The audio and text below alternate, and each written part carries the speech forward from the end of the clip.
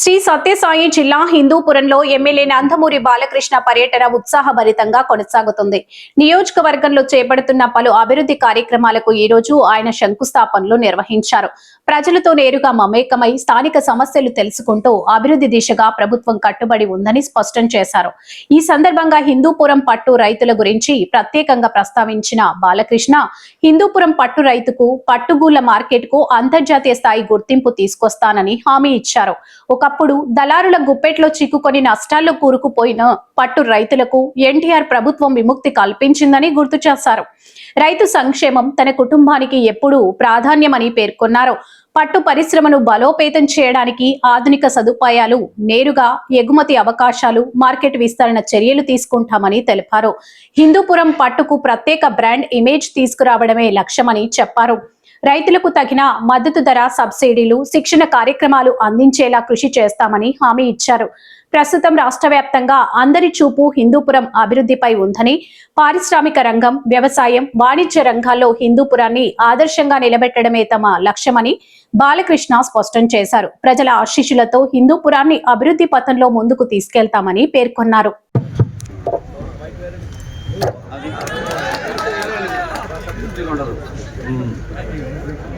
అందరికీ నమస్కారం. ముందుగా ఇక్కడికి పట్టుకోళ్ల పరిశ్రమ ఈ యొక్క కొత్త నూతన భవన శంకుస్థాపనకి వచ్చేసిన మన ఎన్ మహేష్ గారికి, అంటే IFS central silk board joint secretary, అలాగే మన ఆంధ్ర రాష్ట్ర ఈ యొక్క silk board additional secretary Arun Kumar గారికి, అలాగే జాయింట్ సెక్రటరీ శోభారెడ్డి గారికి, అలాగే మన ఎస్సీ సంజీవయ్య గారికి, రైతు నాయకుడు వెంకటరామరెడ్డి గారికి, అలాగే రీలర్స్ అసోసియేషన్ అధ్యక్షులు ముస్తఫా గారికి, మిగతా ఇక్కడికి ఇచ్చేసిన పట్టుకోళ్ల రైతు సోదర సోదరి మండలందరికీ, ముఖ్యంగా ఇక్కడికి ఇచ్చేసిన ముస్లిం సోదర సోదరి మండలందరికీ ఇవాళ రంజాన్ మొదటి రోజు. మీ అందరూ కూడా మన రంజాన్ శుభాకాంక్షలు తెలియజేసుకుని ఇక్కడ ఇచ్చేసి ప్రార్థన చేయలేదు. అందరికీ నా హృదయపూర్వక నమస్కారాలు తెలియజేసుకుంటున్నాను. ముందుగా తెలుగు జాతి యొక్క గుండె ధైర్యం, తెలుగు తేజం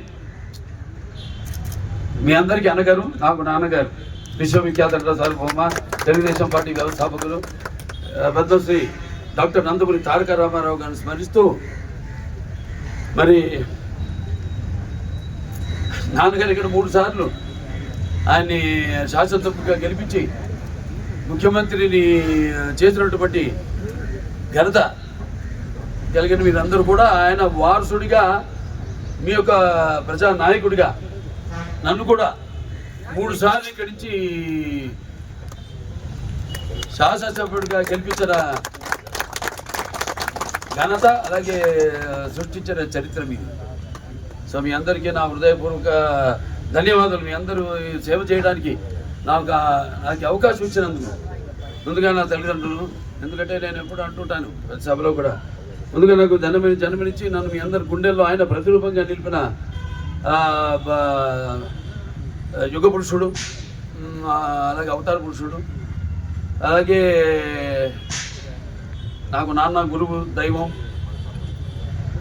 అయిన కారణ జన్ముడైన మన తండ్రి నందమూరి తారక రామారావు గారికి నా ఘన నివాళులు అర్పించుకుంటూ, మరి ఈరోజు చూస్తున్నాం మనం ఈ పట్టుకూళ్ళ పరిశ్రమ మరి ఇక్కడ హిందూపూర్లో ఆనాడు మనం, అంటే మేము ముఖ్యంగా ఈ రైతులు అంటే నన్ను గెలిపించారు, అలాగే మళ్ళీ మీ అందరూ కూడా ఘనంగా గెలిపించినందుకు ఘనంగా ఈ హిందూపూర్ యొక్క అభివృద్ధి కోసం శరవేగంగా పరుగులు తీస్తున్నాం మనం అని సభాముఖంగా మీ అందరూ తెలియజేస్తున్నాను.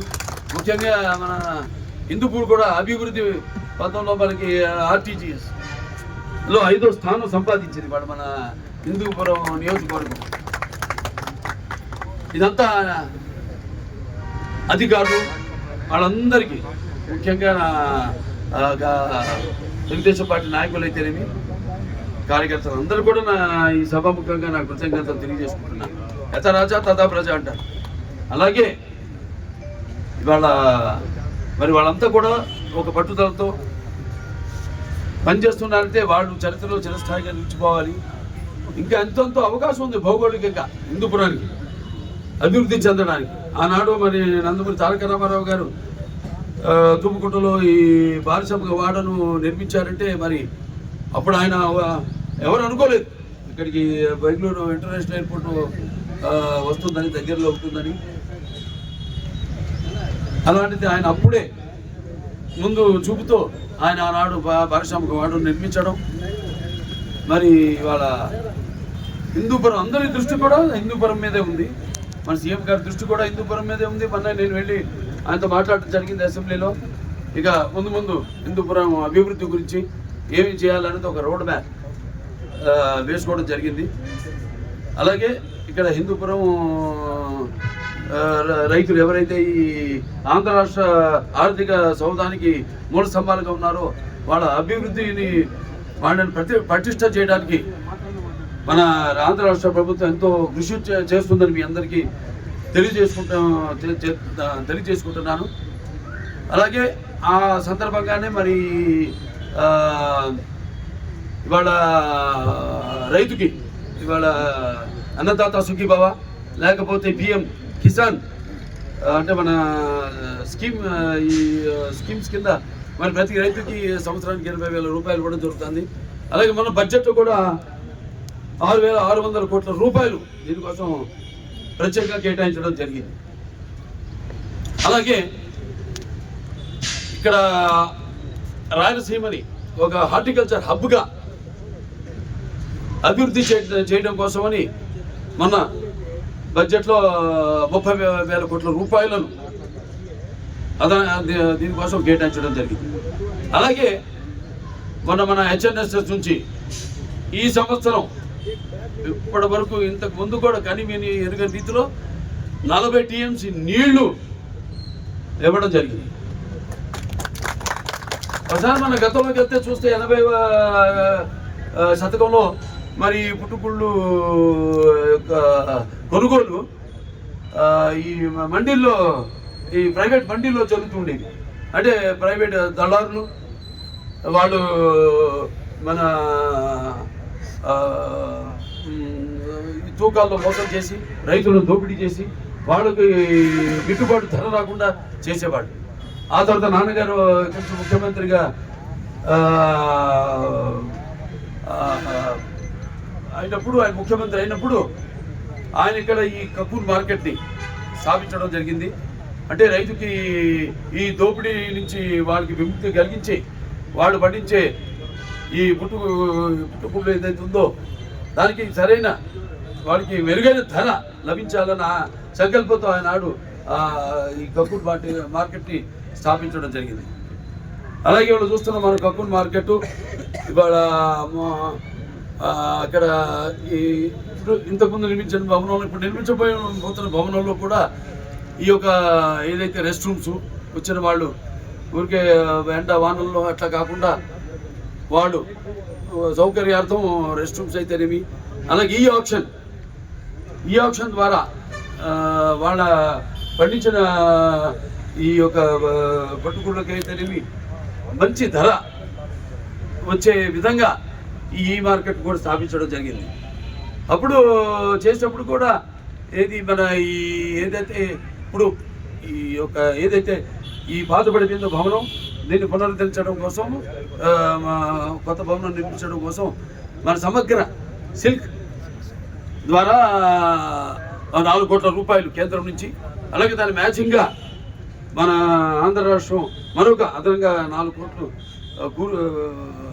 మొత్తం 8 కోట్ల రూపాయలతో ఈ యొక్క భవనాన్ని నిర్మించడం జరుగుతుంది.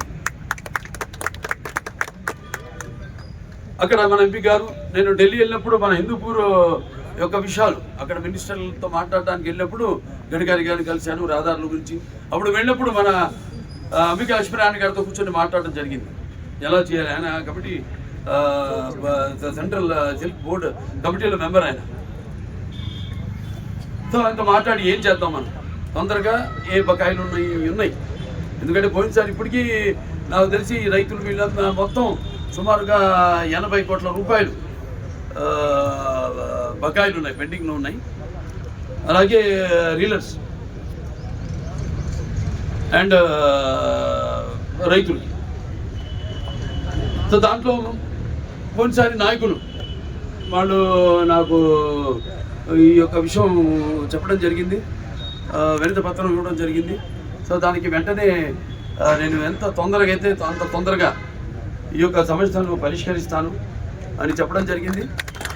అలాగే ఎవరైతే ఈ షెడ్స్ ఈ నర్సరీలు ఉన్నారో వాళ్ళ కోసం ఏదైతే పెండింగ్ ఉన్నాయో వాళ్ళకి 14 కోట్లు ఇవ్వడం జరిగింది.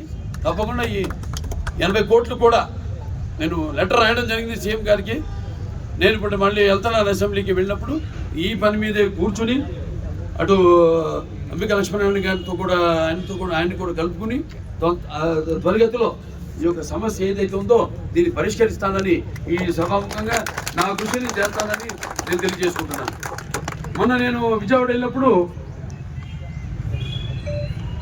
మన సవితమ్మ గారు minister for textiles and handlooms ఆవిడ, అలాగే నేను, అక్కడ నా పక్కన సోదరుడు మడకశిర ఎమ్మెల్యే రాజు గారు, అలాగే అక్కడ రేఖారాణి గారు CEO, కమిషనర్ గారు శ్రీనివాస్ గారు, అలాగే ఈ యొక్క పట్టుగుళ్ళ యొక్క ఏదైతే ప్రొడక్ట్స్ ఉన్నాయో దీన్ని ప్రపంచవ్యాప్తంగా, మన దేశమే కాదు ప్రపంచవ్యాప్తంగా తెలుగు వాళ్ళు ఉన్నారు, మన వాళ్ళు చాలు మనకి ఈ యొక్క పట్టుగుళ్ళ వస్త్రాల్ని ముందుకు తీసుకెళ్ళడానికి.